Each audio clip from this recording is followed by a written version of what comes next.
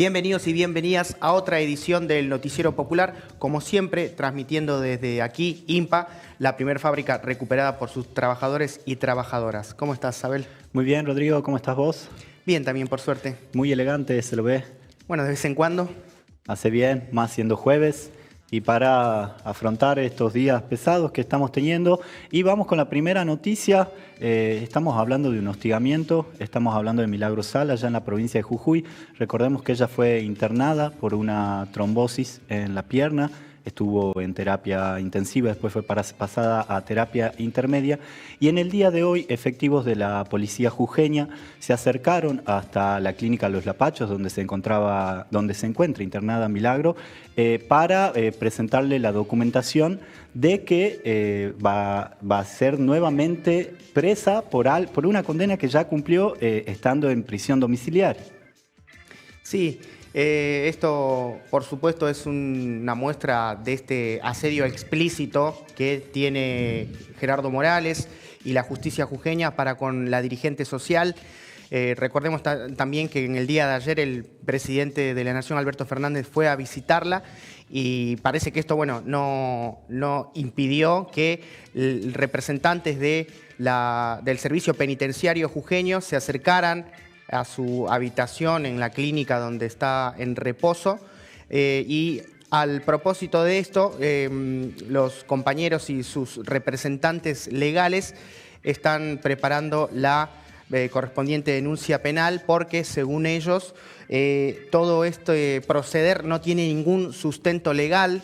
Sí, recordemos que se le está imputando a ella que tiene que cumplir una condena hasta el 2024, pero no tienen en cuenta los 6 años que Milagro ya estuvo en prisión domiciliaria. Y también, entre otras cosas que comentaron testigos, es que Milagro estaba dormida y en contrarrecomendación de lo que estaban aconsejando los médicos, que es una persona en situación de salud bastante delicada, hay que cuidarla, hay que protegerla, no hay que darle noticias que puedan interrumpir su proceso de recuperación. Fue zamarreada porque estaba durmiendo, fue zamarreada por efectivos de la policía para despertarla y notificarla. Estaremos pendientes entonces con todo lo que surja alrededor de Milagro Sala, estaremos muy atentos y tenemos que pasar a la segunda información del día de la fecha, Abel. Sí, si venimos de Guatemala, vamos a Guatepeor. Estamos hablando de un desalojo, un fuerte desalojo que hubo en la localidad de La Matanza. La policía bonaerense desalojó en el barrio Sarmiento. Hay 4 detenidos, hubo 4 detenidos, ahora hay 3 fueron liberados y el resto de las organizaciones sociales que están acompañando a las personas detenidas dicen que no se van a mover de la comisaría hasta que se liberen a la persona restante. Sobre esto nos comunicamos con Maximiliano Levín del Frente Popular Darío Santillán. Estamos acompañando a esta familia que estaba sin vivienda y bueno, hace unas semanas están en una casa que estaba abandonada hace años y bueno, desde ayer que la policía de la comisaría La Recondo de Villa Celina, junto con 3 oficiales de civiles,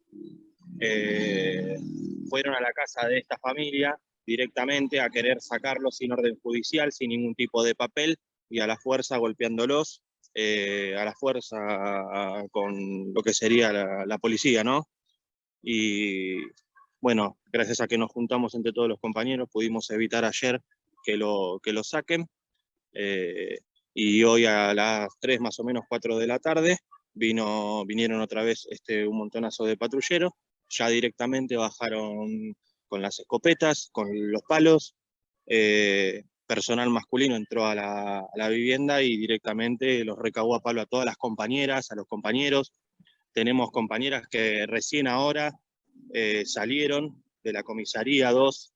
Tengo todavía una compañera adentro, la cual la quieren hacer firmar una causa, obviamente, lo cual la compañera sabe y no va a firmar nada de lo que ella no hizo.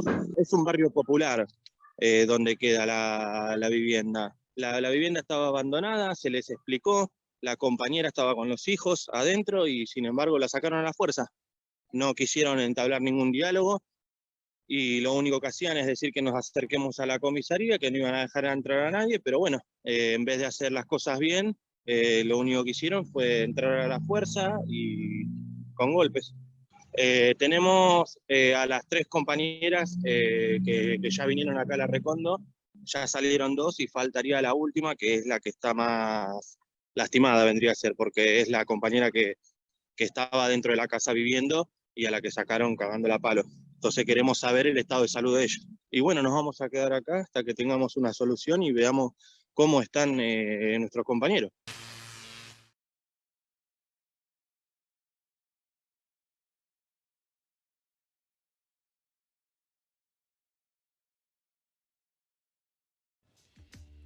Seguimos en el noticiero popular de Barricada TV y bueno, vamos a esperar que tengamos una buena noticia, esta vez desde el Senado de la Nación. Diferentes activistas del movimiento LGTBI, de diversos movimientos. Bueno, estamos, en estos momentos se va a empezar a debatir por una nueva ley de VIH.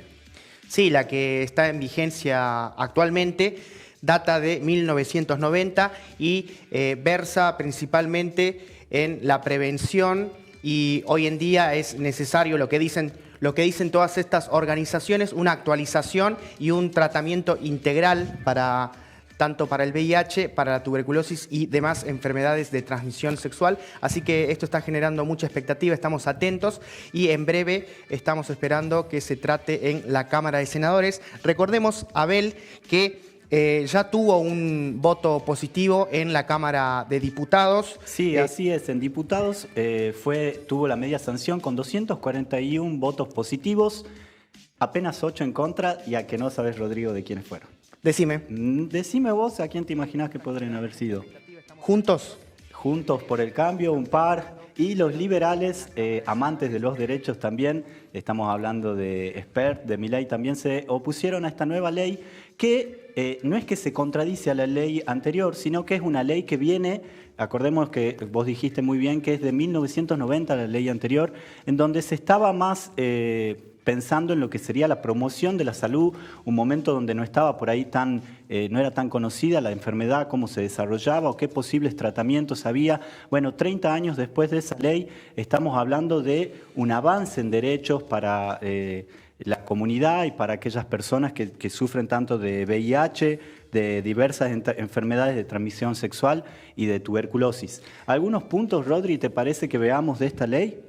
Sí, en primer lugar, por ejemplo, plantea esta ley que se va a debatir en minutos nada más, plantea la creación de 2 nuevos regímenes de seguridad social, ¿no? Esto es lo que decíamos, no solamente el tratamiento desde la concepción sanitaria, sino también desde los derechos, desde la no discriminación, desde la inclusión.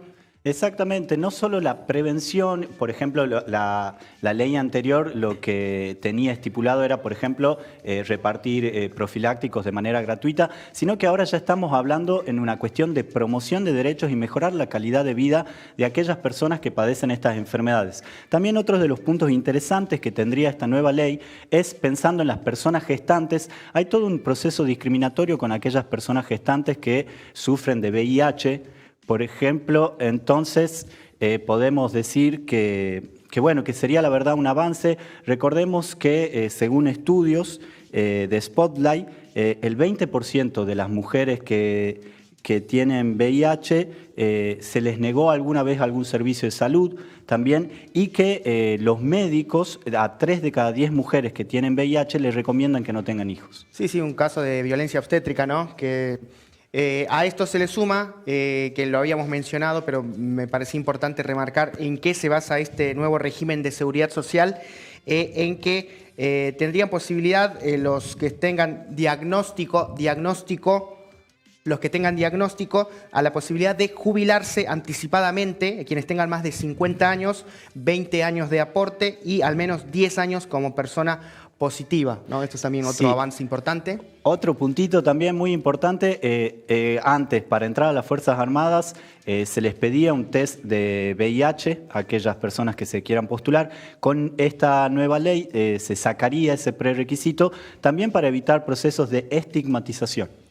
Sí, y también, prevé esta ley sanciones, ¿no?, ante los incumplimientos tanto en hospitales o instituciones públicas a quienes no cumplan todo lo que está contemplado en esta ley que, como insistimos, vale la pena repetir, que se va a tratar en instantes. Sí, vamos a estar súper alerta en lo que queda del noticiero sobre este debate que está habiendo en el Senado.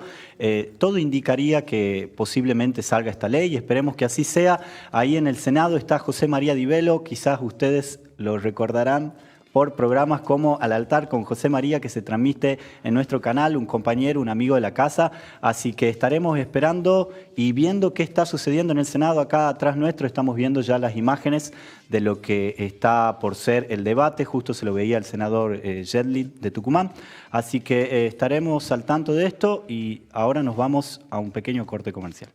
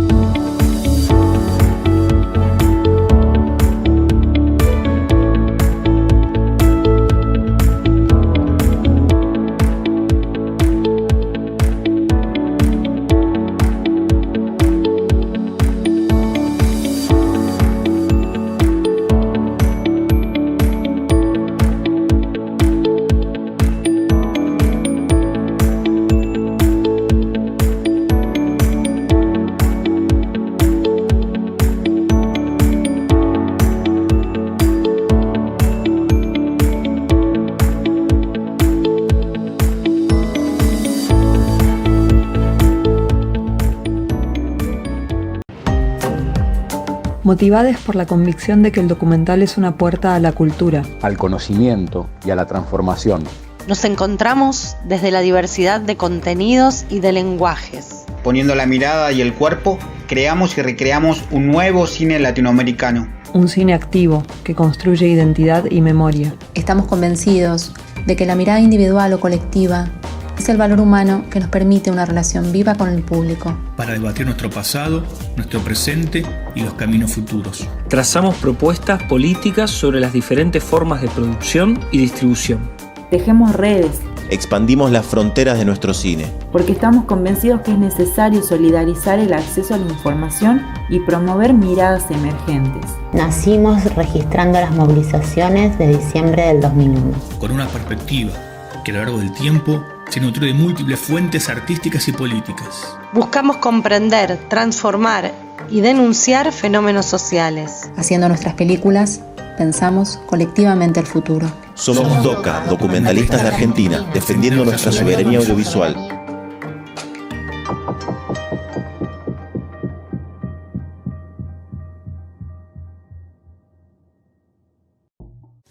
Mujeres de mi patria, recibo en este instante de manos del Gobierno de la Nación la ley que consagra nuestros derechos cívicos y la recibo ante vosotras con la certeza de que lo hago en nombre y representación de todas las mujeres argentinas, sintiendo jubilosamente que me tiemblan las manos al contacto del laurel que proclama la victoria. Aquí está, hermanas mías, resumida en la letra apretada de pocos artículos, una historia larga de luchas, tropiezos y esperanzas. Por eso, Hay en ella crispaciones de indignación, pero también alegre despertar de auroras triunfales. Y esto último que traduce la victoria de la mujer, el general Perón. Con él y con el voto contribuiremos a la perfección de la democracia argentina, mis queridas compañeras.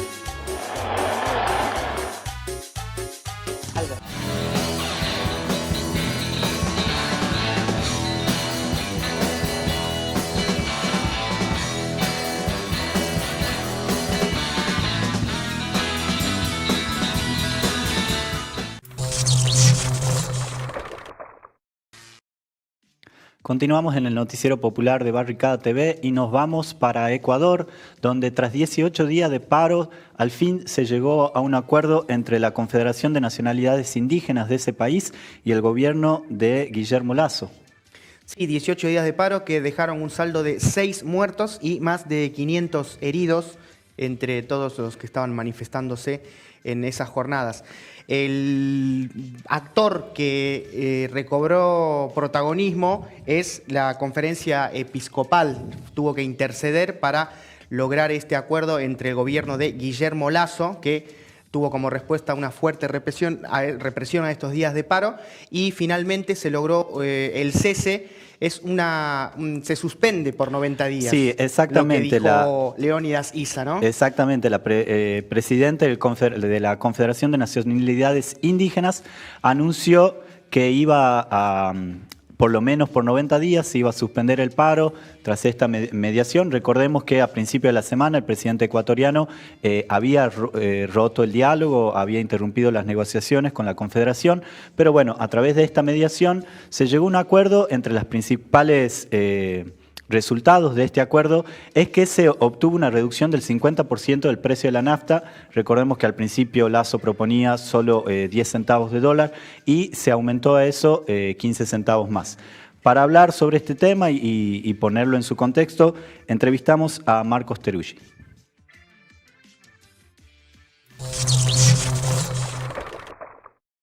Terminó el levantamiento indígena en Ecuador. Hubo un acuerdo entre el gobierno nacional de Guillermo Lasso y los diferentes movimientos indígenas, en particular la Confederación de Nacionalidades Indígenas del Ecuador. Fueron 18 días de movilización, de un gran desgaste, un gran esfuerzo por parte del movimiento indígena y aquellos sectores que se movilizaron también en este gran reclamo que abarcaba una serie de puntos desde el precio de la gasolina, del diésel, hasta la cuestión minera, petrolera o de las privatizaciones de sectores estratégicos. El acuerdo trae un sabor que para algunos es positivo en cuanto a que se logró una serie de objetivos, mientras que para otras miradas es en realidad un poco más cauto el balance positivo en cuanto a que no se logró una parte importante de la agenda que estaba planteada. En todo caso, lo que se comenta desde muchos lados es que finalmente no había tal vez mucha más capacidad para que siguiera el levantamiento luego de 18 días que además estuvieron marcados por una respuesta muy fuerte por parte del gobierno en términos represivos, que se llevó la vida de 5 o 6 manifestantes en un contexto donde Lasso mantuvo el respaldo de los principales sectores políticos, económicos, lo cual hizo que tuviera, digamos, una fuerza o no estuviera frente a una crisis interna, lo que le dio esta posibilidad de pararse de manera tan dura. Así que en este jueves que termina se están regresando las diferentes delegaciones a sus territorios. Habrá que ver cómo sigue. Hay mesas de acuerdo para la implementación de los diferentes puntos que habrá que seguir trabajando. En todo caso, este es un hecho central en lo que es la política ecuatoriana. A un año solamente del gobierno de Guillermo Lasso, quedan aún varios por delante y habrá que ver cómo sigue evolucionando la protesta, los diferentes actores, el movimiento indígena y también, claro, el correísmo que intentó a través de la Asamblea Nacional lograr la destitución. No logró la cantidad suficiente de votos, pero sí logró reunir una mayoría de diputados y diputadas que pidieron la destitución de Guillermo Lasso, que se hace tal vez fuerte en cuanto a sus alianzas en los círculos rojos de poder, pero ha perdido y lo que ya tenía de poca legitimidad popular en gran parte de la sociedad ante lo que es la implementación de un modelo neoliberal que evidentemente tiene poco consenso en Ecuador. Vamos ahora a repasar lo que sucedía este mediodía, donde distintas organizaciones que forman parte de la campaña internacional ¿Dónde está Lichita? Eran niñas, estuvieron pidiendo una resolución desde el Estado, para que el Estado paraguayo dé respuestas acerca de la desaparición de esta niña. Estamos hablando de Carmen Elizabeth Oviedo Villalba, más conocida como Lichita. Recordemos que son ya 19 meses desde que no se conoce su paradero, en ese confuso episodio donde las fuerzas, el ejército, más bien dicho, paraguayo, denunció que en medio de un enfrentamiento ella se perdió. Bueno, todos los organismos de derechos humanos y de migrantes dicen que esto no fue así, que la niña estaba en el monte y a raíz de esto no se conoce su paradero. Son 19 meses, así que las organizaciones estuvieron concentrándose en la sede de la ONU aquí en la ciudad de Buenos Aires. Hablamos para repasar sobre el tema con Lila Báez. Ella es parte de la Secretaría de Trabajadores Migrantes de la UTEP, así que veamos el informe y seguimos con más noticiero. Lichita es una niña migrante paraguaya desaparecida en territorio paraguayo ya hace 19 meses. Hoy 30 de junio se cumplen 19 meses de su desaparición forzosa. Esta campaña nace denunciando la desaparición de una niña que tiene padres que están presos en las cárceles de Paraguay, en Asunción. Son presos políticos ambos. En el caso de la madre cumple hoy en día una condena ilegal, está presa de manera ilegal, cumplió su condena hace un año. Y acompañamos la petición de una madre que exige la aparición con vida de su hija, que desaparece en el contexto de un operativo militar de la Fuerza Tarea Conjunta, militares que operan en el norte paraguayo del 2012. Esto ocurre en el marco del asesinato de dos niñas que son primas de Lichita el 2 de septiembre en un operativo militar en Udiaú, en Concepción, donde son asesinadas las niñas, donde son presentadas como guerrilleras por el Estado paraguayo, por Mario Abdo Benítez, donde ellos dicen y tildan de un operativo exitoso, vistiendo a dos niñas como guerrilleras y presentándolas como guerrilleras, lo que conocemos como un falso positivo. En ese marco desaparece esta niña, ella es testiga del asesinato de sus dos primas, y claramente, según indicios de esta campaña, según lo que hemos recabado en las misiones humanitarias, que fueron 4, que fueron al territorio, hablando con las comunidades, sabemos que Lichita fue vista en manos de los militares y que hasta el día de hoy no aparece. Entonces creemos que son las Fuerzas Tarea Conjunta quienes tienen a Lichita y que necesitamos que la devuelvan y la devuelvan con vida. En ese sentido, nuestra campaña ha presentado distintos tipos de denuncias, tanto en consulados y embajadas de Paraguay en distintos lugares, ya sea acá en la región o en Europa. También arrancamos con vías internacionales desde el año pasado, pero con mucha fuerza este año. Presentamos una denuncia al Comité de Desapariciones Forzadas de las Naciones Unidas, peticionando que insta al Estado paraguayo a que busquen, a que generen mecanismos de búsqueda para encontrar a Lichita. Nos han respondido hace una semana favorablemente, exigiéndole y dándole recomendaciones al Estado paraguayo para que desplieguen mecanismos de búsqueda. También piden que dejen de hostigar a quienes buscamos, nos organizamos para encontrar a Lichita, ya que nuestra misión humanitaria que viajó el año pasado fuimos expulsadas y expulsados del territorio de una manera arbitraria, obviamente también ilegítima e ilegal.